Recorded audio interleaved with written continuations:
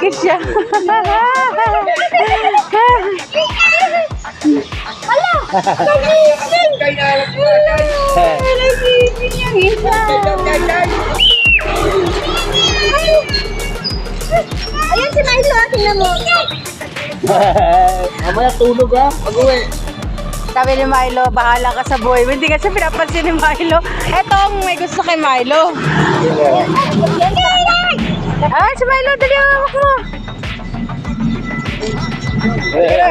Bye-bye Milo, punta mo lang kami palengke. Bye-bye. Bye-bye kay Milo.